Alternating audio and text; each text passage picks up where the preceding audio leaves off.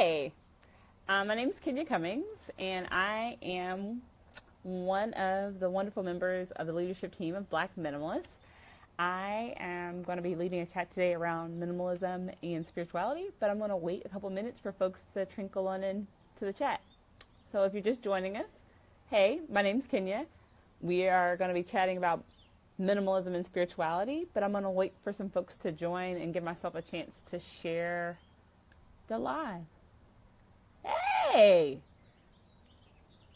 As Farai would say, the squad's here.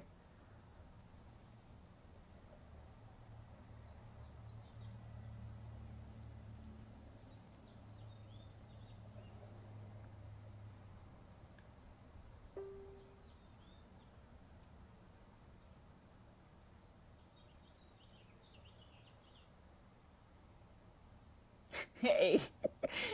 Yeah, it's easy to be caught up in the admin profiles.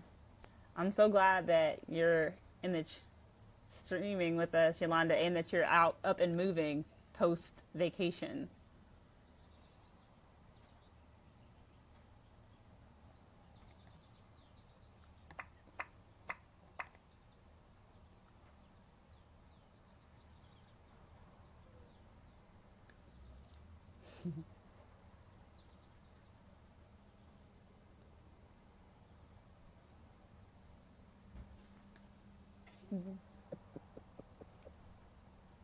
Girl, you've been doing all the things. So if you guys didn't know, our fearless founder has been on the road and now is back stateside, and jumped right back into Black minimalism stuff. I'm doing good. Like, I'm feeling great. I'm actually traveling myself this week. I'm with a very beautiful but rambunctious godchild this week. So if you guys see her jump in the line, that's life. And I'm so grateful that that she's a part of my life and that I get to spend this time with her. It's what's funny is about this particular chat is I've been doing spiritual work in a formal sense the last probably 5 years of my life.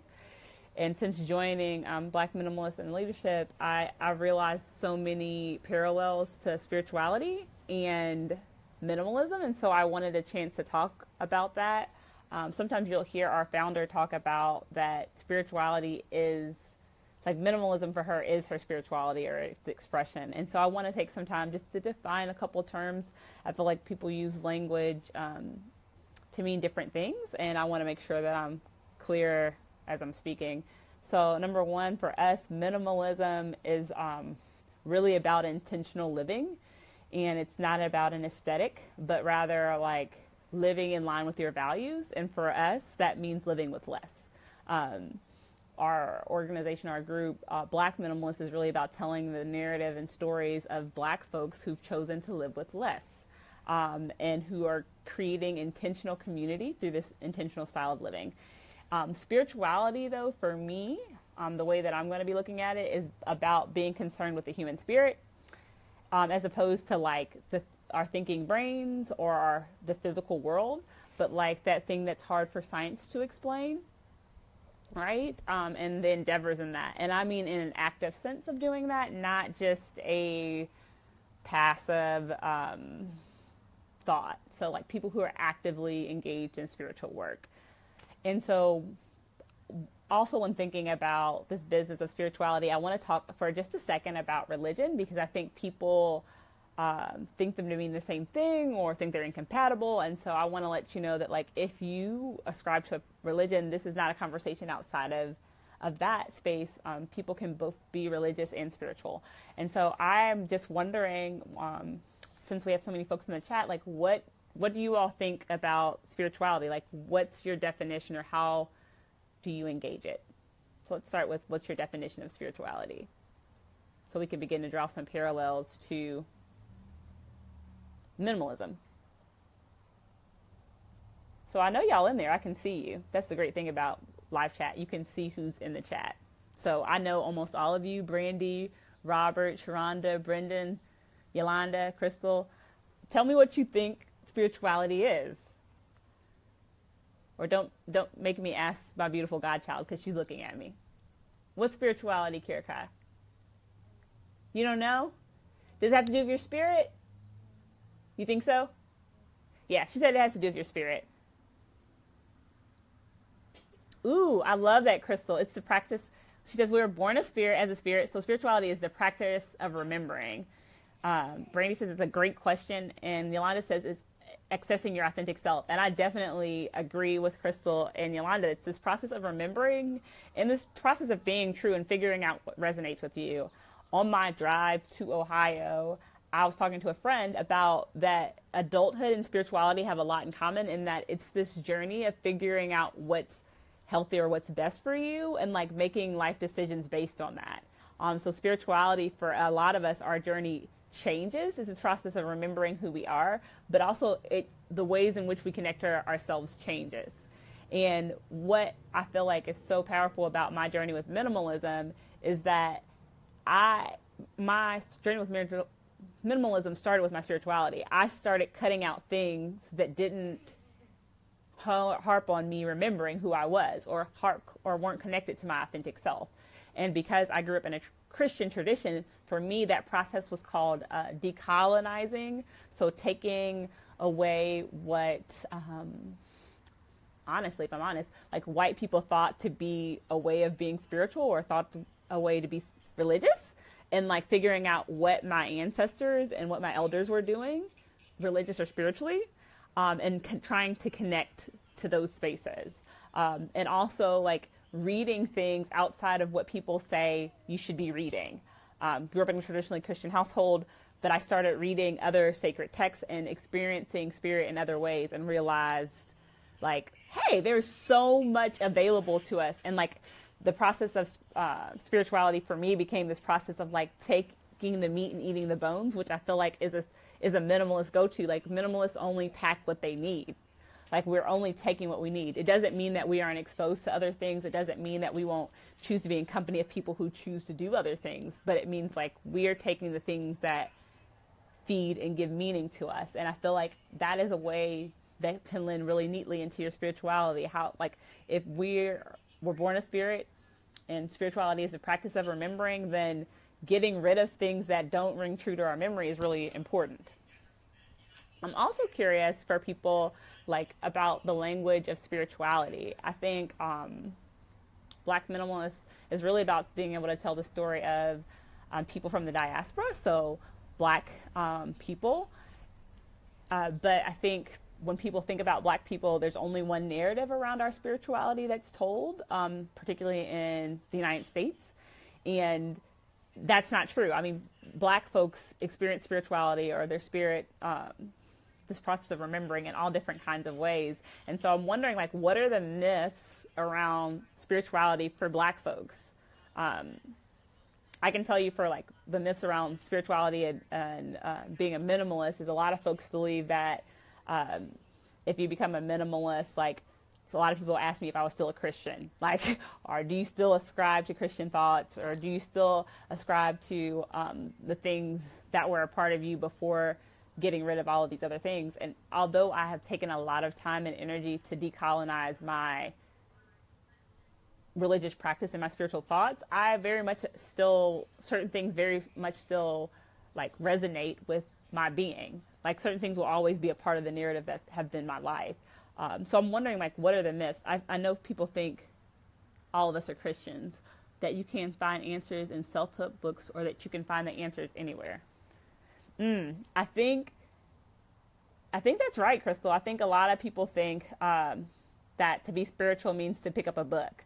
I think a lot of people believe to be spiritual means to pick up a book, or that you can find the answers anywhere, meaning that for me, I don't know if this, you helped me unpack it, Crystal, that that the answers for my spiritual journey can be found in the same places for other people. And for me, I think that's just a myth. Like that spirituality is not something that's just bound to a book or a text, and it's not something that other people can ascribe to you. I think like the thing that I love the most about spirituality, the tradition that I grew up in, is that like it's this communal process and that folks stay in their own lanes. Yeah, I think that that's really true, Crystal, that people think spirituality is in the tarot, it's in the book, it's in a religion, and you have to choose a way rather than explore your own. Yeah, Yolanda, I know that minimalism has helped me go deeper into my spirituality or my own religion. Yeah, Crystal, I know for a fact people are out here ascribing to people that there is definitely a right or a wrong in the world of spirituality. Instead of having greater questions about what folks' spirituality means to them and like what other people's learning has been, there's a lot of right and wrong and a lot of prescription. I think people want to prescribe to people what is the best for them instead of when we gather to have conversations about spirituality or even religion, to have conversations about what meaning, where have we found meaning versus telling people where meaning lives. I know that for a fact, like in my minimalism journey, being able to listen, minimalism has taught me how to listen so that I can like figure out what works for me and what doesn't.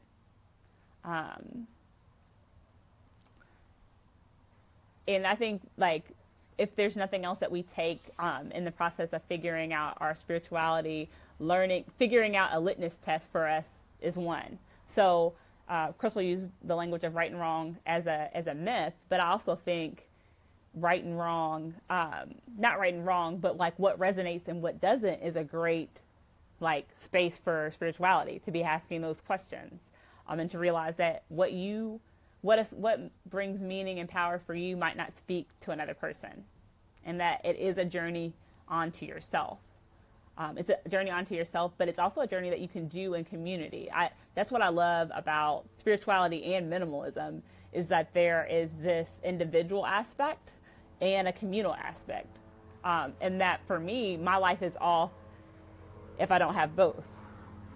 I have to have the individual understanding of like what brings meaning, but I like am remiss if I don't take opportunity to be in community with one another, to be understanding what is bringing meaning to someone else, or to have a place to have things checked against. I'm also wondering, so in my prep for this, I was thinking about definitions, which I've shared some, the myths of spirituality and minimalism and how they kind of feed into one another. But I was also thinking about like what are the essentials for the spiritual journey? So if you like Google minimalism and lists, there are like people who have done like, this is what's in my bag, this is what's in my backpack, I only need these 33 items, or these in my closet, or these 100 and something items. But like, what are the items, so to speak? So I'm also thinking about philosophies that you need in your spiritual toolkit, so to speak. The ability to think critically, or critically think. Oh, for sure. I think that if that's not a part of your spiritual toolkit, it's hard to be spiritual. It's if you're not critically thinking, you're ascribing the beliefs or things that other people have told you to do. In addition to like the ability to critically think, I think a part of like my minimalism spiritual journey is that I have to have alone time. Alone time is part of the spiritual kit. Yolanda says forgiveness, acceptance, and learning to let go are definitely a part of our spiritual kit. Hey, Brittany. And Brandy has dropped 2 questions into the chat. She says, what's your definition of spiritualism, and what do you carry in your spiritual toolkit? Definition of spiritualism, I really resonate with what both Yolanda and Crystal shared earlier, which is number 1, that we're spirit. So it's a process of remembering who we are, right? And that it's also a shout out to Brandy for scribing, so people can look in the chat and see what the questions are. And then also this journey of like journeying to our authentic self is spirituality. And Yolanda also shared that self-care is a part of her toolkit. I definitely feel like it's a part of my toolkit. And I'm glad you brought it up too, Yolanda, because I do some wellness coaching with folks and spend a lot of time in community with preachers and healers, and people who are in helping professions. And I think sometimes the word self-care gets morphed, because I think it's a layered term. So I think, number one, I think of self-care, I think of like the business of taking care of yourself, right? Yoga for sure as a part of spirituality and self-care. Business of taking care of yourself, but it's beyond just taking care of yourself. Like it's a deep, loving concern for yourself in the practice of that. And so it's not just like painting your fingernails or taking a bubble bath. It's doing the things that you know nourish your mind and your body and your spirit. Brittany, I'd love to hear just a little bit more about yoga. I know that Brittany is a friend of mine, lives in Columbus, and has done some really great, cool work transitioning in the last year or two around just her vocation. And I know that yoga and exercise has been a great part of that. It's why you take care of yourself, because of your commitment to your highest good. Oh yeah, like that's like true self-care. Like, is this commitment to what's good and best for you. Oh, and Yolanda, yes, for sure there are layers to self-care. And I even think like self-care is really tied to the like wellness community. And so I think wellness, within wellness, like we're thinking about like what's the best for you, because that looks way different. So like what's best for Crystal, is way different than what's best for Yolanda, which is way different from what's best for William, which was way different from what's best for Brittany. But us finding the things that keep us grounded is really important, because even though spirituality is about our spirit, like our mind and our body are our mind, body, and our spirit are connected. And so how we treat one trickles into the other. Yeah. I'm really intrigued the more I learn about yoga, because it isn't just a form of exercise, it's a way of life. And that there are a lot of the ways that you breathe, learning to breathe in yoga, like shows up in the rest of your life. Which is what I think is powerful about the concept of minimalism and spirituality, that if it's an active practice, it shows up and helps nurture other parts of your life. I think a lot of us, even in the midst of I feel like not a spiritual revolution, but there's far more spiritual language being shared in different places, whether that's religious or what people would consider new age or going back to old school, old wisdom. But I think a lot of people think that it's this passive journey. Like you can throw around words like chakras, or you throw around words like meditation, but it has to be an active process. Like if it's not something that you're actively doing, it doesn't matter. It's just like minimalism. Like I don't know how many times I've had conversations with Yolanda and other people that are a part of Black Minimalists and been like, my clutter is creeping back up, not because I have thrown away my values, but because minimalism is an active process. Like purging is an active thing. Like you're continually reevaluating things that are a part of your life and figuring out their importance and if they should move forward and continue to be a part of it. And I feel like that's the same thing with spirituality. Like you are figuring out the things that help or what make you feel better, make you feel more like your authentic self, the things that, like, when you experience them, make you feel at home. Yeah, I definitely feel like that's the case, Will, that praying and meditation are very similar. And they're also very similar to this life of an active prayer life. There are the things that an active prayer meditation life are things that help ground people or help them stay stable, like as a part of their spirituality. When people aren't doing those things, they notice a difference in who they are. Crystal was in the chat. I'm not sure if she's still in the chat, but she is one of my favorite healers. And she talks about like that she lives her life in a meditative state. That even in conversation or while she's traveling, that she's actively meditating. And that's something to think about. Like, a lot of us ascribe to be spiritual beings or to be religious or even to call ourselves minimalists, but if it's not an active piece of our life, like how much meaning or value does it have? Like, you know, like how much meaning or value does that have? Yes, Brittany, that is exactly what it is. Like, it's not about, we are often taught that our spirituality is this destination. Whether it's really an active excuse me, Miss Kira Kai, you need to sit on your bottom. We're not climbing on furniture. I'm sorry. Babysitting, spending good quality time with the godchild.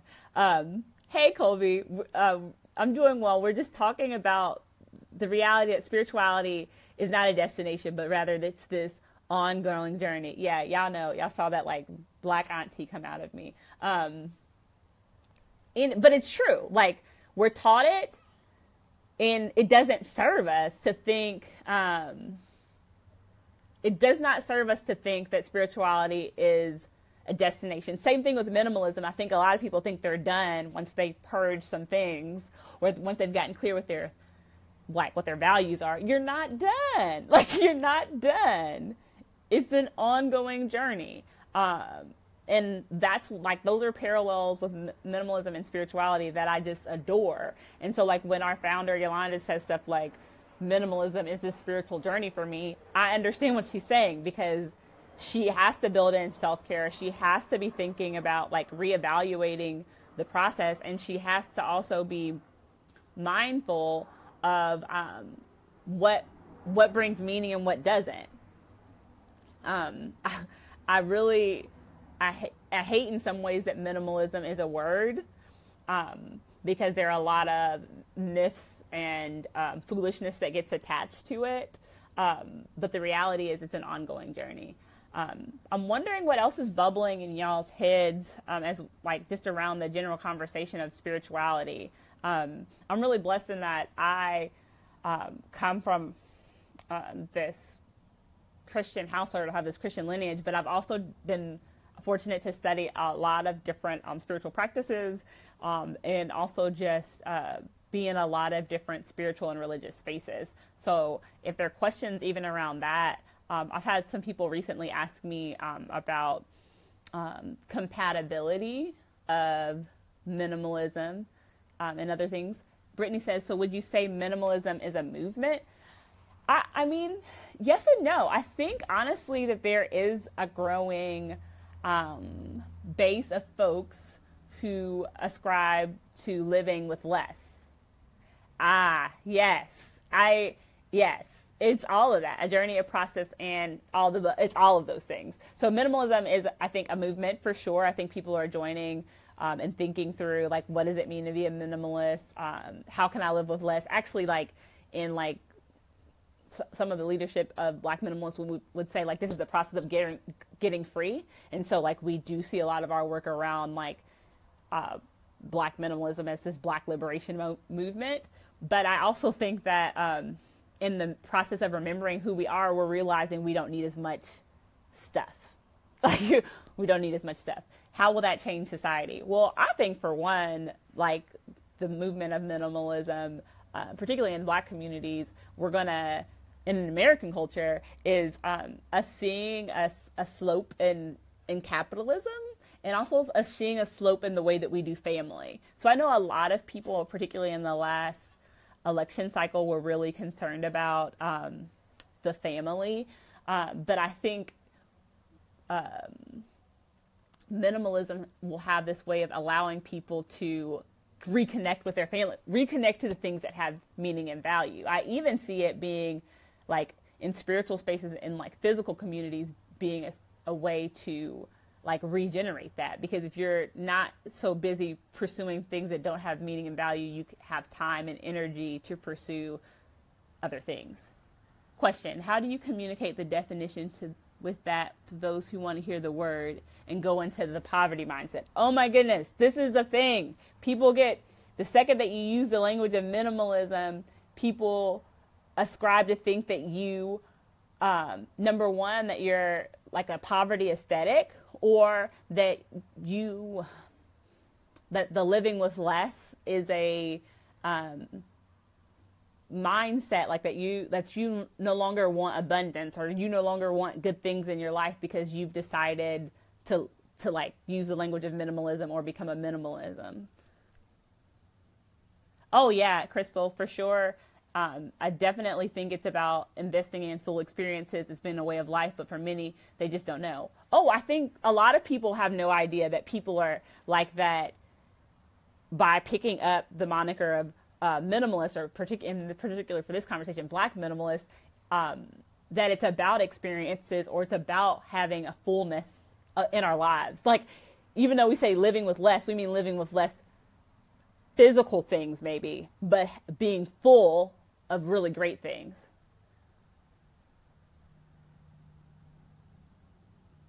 Let me see what Will's saying.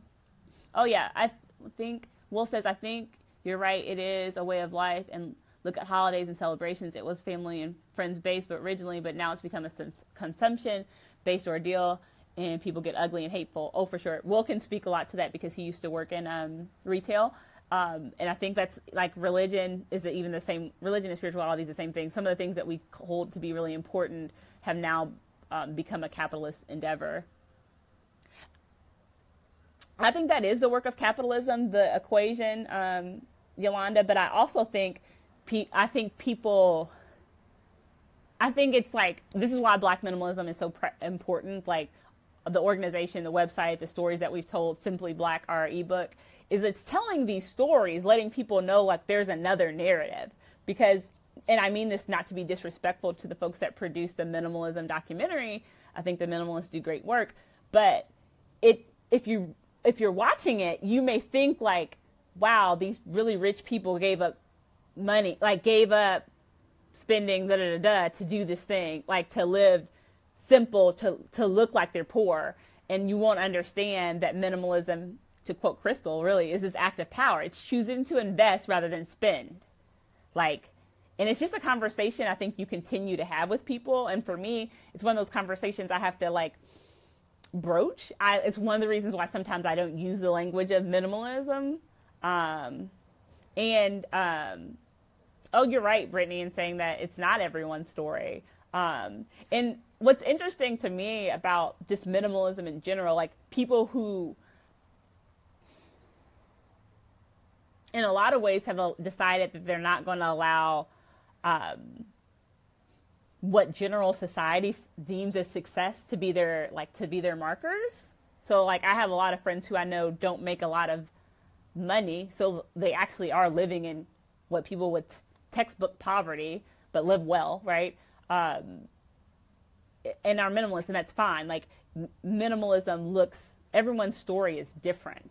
And I feel like that's minimalism as resistance is like a lot of the way that I think about it, Lorenzo. But I think that's just a thing. Like I think we as humans have been conditioned to believe that once there's a word for something, that everything should look that way.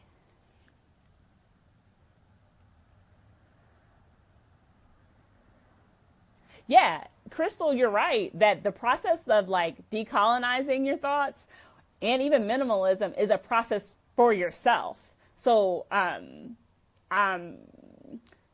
you may find on Black minimalism some things around how to declutter your closet, or how to live, like how to certain kitchen essentials or certain other things. But if you have conversations with who we are and our beliefs around minimalism, what you're going to realize is that the process just looks different for everyone. And if we were going to be those people that do like apartment tours, what you would see also is that minimalism looks way different for Kenya than it looks for Farai, than it looks for Yolanda, than it looks for Crystal. It's a different thing. And so it's going to look different. And what I also appreciate is that there are a lot of people who live their lives in this manner, are living simply, as a form of, not even as a form of resistance, but just as a way of life. Like that this is how we were doing life really actually before contemporary Western American 2017. Like people used to just live off the land. Like people used to just it wasn't about acquiring all of these things. I mean, that's a colonizer kind of mindset, to think to acquire. Exactly. The term yogi, every yogi is not a vegan or a vegetarian, yet a yogi has similar values, lifestyle, similar mindset. Oh, I definitely agree with that. Like, to hear the language of minimalism, people should not think of a monolith. Part of the existence of black minimalists is to show like that minimalism is not a monolithic movement, and that black folk, people of the diaspora, value intentional living, and not just value intentional living, but we value intentional living in such a way that it brings community, freedom, simplicity. You guys are have been great. I'm wondering if there's anything else that's bubbling on folks' minds around the topic of minimalism and spirituality. Sorry if you see me looking. I got to keep the eye on the Godchild.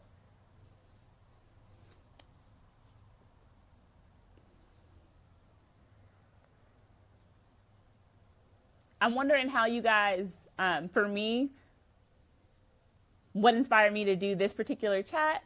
I just have this thing that's in me, this live chat.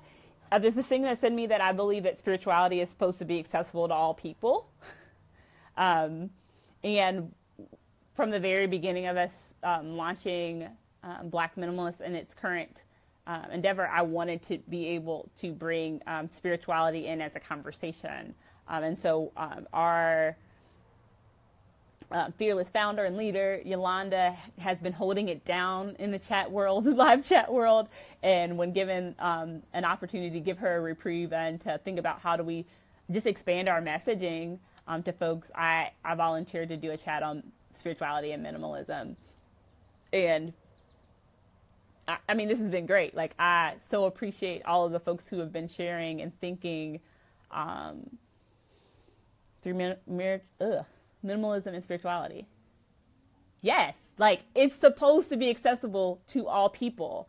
And that's what I love also about minimalism, is because it's this journey that makes things like experiences and joy accessible to all people. Sometimes when you clear out the clutter, and when I say clutter, I'm talking about mental stuff, right? Emotional stuff, physical stuff, you get free. You can experience freedom. Brittany, we are on the web, so I'm live streaming from our Facebook thing, so from our Facebook page, so you can like us there. But if you want to be involved in more conversations, we have a forum on our website where folks can participate and ask questions. We also are always looking for contributors for our website, and even for other forms of social media. Our hope is to be able to have some live tweeting, live tweets and things of that nature, and to have Instagram takeovers for people who are ascribing to this way of life, to share that on our different social platforms. I mean, we're even building as we as a group and leadership talk about the opportunities for group gatherings. So Yolanda was on the road earlier this month and got to meet up with other Black minimalists. Oh, I got you, Crystal. You're on my to-do list this week. So those are ways that you can get involved. Also, I feel and Yolanda, Anika, Farai, y'all get me if I'm venturing out. But if there's some things that you want to see from our particular community, please contact us. Please contact us. So Alicia, do I have to be Black? You don't have to be Black to follow us on social media or to watch our live chats and things of that nature. But this was a space created for people of the diaspora, the African diaspora. And if there are other ways that you want to support us, we're not going to tune that out, support in that way. But as far as content contributors, we are looking for people that are part of the diaspora. But I appreciate and value other folks listening, asking questions, because this wasn't created as a separatist movement. This was created to like magnify voices of people of color, Black people who are living in this way, and to create community for people, because representation does matter. Like, it matters. It matters to me in this particular community of minimalism, but also matters to me in the wellness community. That's why I'm grateful for folks like Crystal. It also matters to me in the yoga community. That's why I'm grateful for folks like Brittany. It also matters to me in business. That's why I'm also grateful for Brittany and holding it down in the work that she's doing in real estate. So for Black Minimalists, we are a Black organization, but we're not refusing the support of other communities. Yes, Black Lives Matter. Like that, Black Lives Matter, Black minimalism matters, Black spirituality matters. And I'm just grateful for the platform that we're forming, but also for people who are out actively doing the work, and for you all spending time with us on a Monday evening, because you could be choosing to spend your time in other ways. But I'm always grateful to talk for the opportunities to talk about spirituality, and for the opportunities to talk about the ways to engage with Black minimalists. So if you join the chat later, or you're looking later in the comments, you can always contact us on our website, which is blackminimalists.net, or you can email us at info@blackminimalists.net. I love you too, Alicia.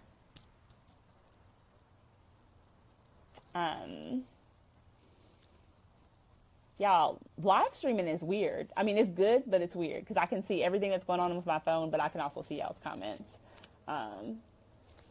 Sorry for that random squirrel of a moment. No, thank you, Brittany. Thank you for supporting us. Yeah, a gathering would be great. Like, not a huge conference. No, a simple gathering.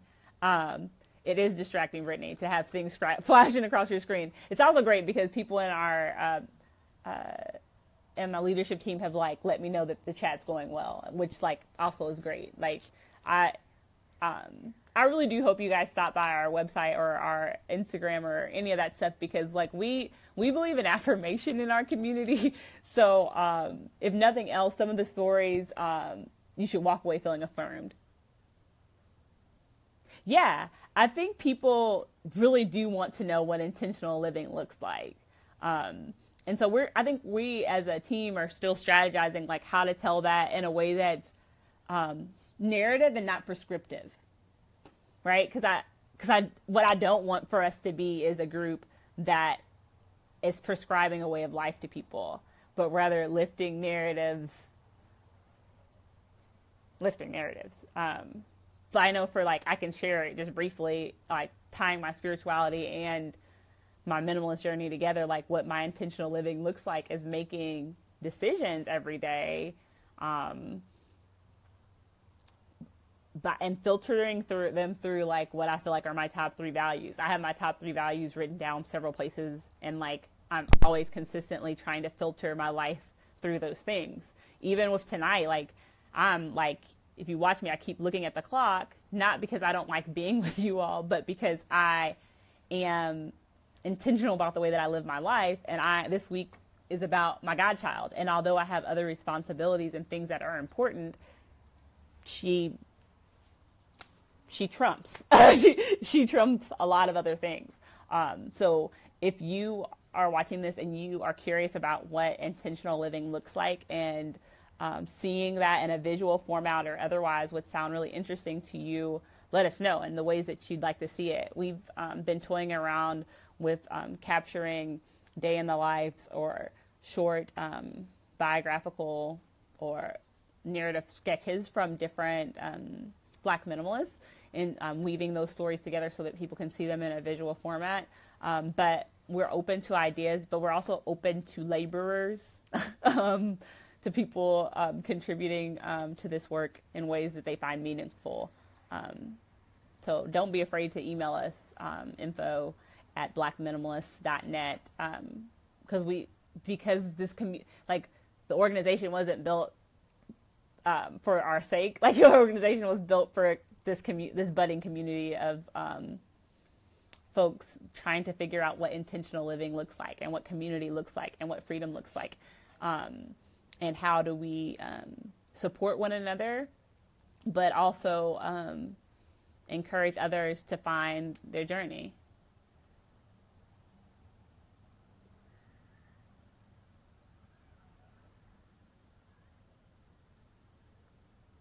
Yeah, well, that's really deep. Well, I just said, just to be happy and happy with yourself. Media keeps trying to dictate what you have or need to be happy, but it's empty happiness. What does the website cover about, or things like that? I think it does. I think actually it's not just the website that I would say, but I think Simply Black has a lot of like people talking about getting rid of that, like getting rid of those narratives, like getting rid of those false ideas of happiness. I've read and am rereading Simply Black again, and am coming back to like the people, Black folks telling other Black folks how they have figured out how not to keep up with the Joneses. Like what does it really mean to be authentically happy? Crystal just shared, exposing people to various truths. Intentional living can look like a huge house. Intentional living could look like living off the land. Really just exposing people to the rainbow of what that looks like. Just exposing, not telling anyone how to do it. If people see it and it looks like something they can relate to, they may entertain, pop open, and evolve their truths. Yes, I agree. I think all of those are really important. And that's right. Like that intentional living isn't so much about a aesthetic. Like if there's nothing else that people take away from the chat tonight, minimalism, spirituality, is not about an aesthetic. Like it's not about one thing. It looks different. And people who are on that, who on the journey, who've committed to living intentionally, living spiritually, like all of those different kinds of things, it just shows up differently. That's why I wanted to be really clear in the beginning of our chat, our time together, that like the spirituality conversation is not for people outside. Is not just for people who would ascribe themselves as spiritual but not religious. It's because that experience of truly living intentional shows up and looks different for everyone, or it can look different for everyone. And yes, Yolanda, this community is FUBU. It's for us, by us. So I just appreciate y'all. I don't want to prolong anyone's evening. I feel like we got in and got to the root of it. But if there are things that people still have bubbling in them, please share them in the comments. I'm not running away from you by any chance. I'm just letting you know, like, just how appreciative, like, us as Black Minimalists, the organization and leadership team are, for y'all tuning in and spending time with us, because you could be doing anything else this evening.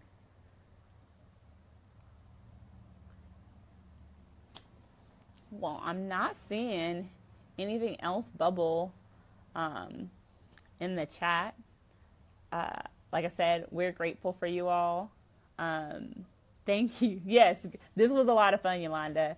I'm so glad that I got to host one of our chats. If you guys are thinking of other topics that you'd love to see Black Minimalists cover in a live chat or blog posts, whatever, reach out to us. You can do it even simply in the comments, because we want to be hosting conversation that's meaningful. Like, we don't host the chats to say that we did something. We host the chats because we want to be engaged with the community, because that's important to us. Like, we're making intentional decisions around the content that we make and curate. So, peace to y'all. Like, I hope that everyone is finding an active way to, thank you, Anika, an active way to be present to, like, their spirit. And that we don't get caught up. My hope for it feels the rest of the evening and really the rest of your life is that you don't get caught up in thinking that, ooh, minimalism and entrepreneurship. Got you, Brittany. That will be a dope conversation.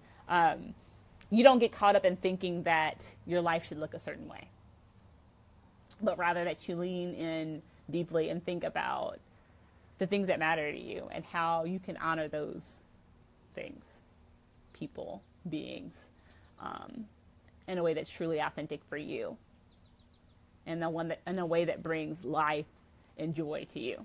So, appreciate y'all for tuning in. Please share us on Facebook, like this chat, if it meant something to you, and invite your friends. We're always looking for folks to contribute, and we're also always looking for folks to, always also looking for folks just to support the work that we do. Will says thank you. Yes, Enoch is a godchild that I have that's coming into the world very soon, so I will be on the road there when that child's born. But grateful for y'all. Y'all have a great rest of the night. And Brittany, we will definitely get that minimalism and entrepreneurship off the ground. Amen. There is the power in now. There's power in now. So I want to say love y'all, so I'm going to say it. Hope that wasn't weird. Have a good night.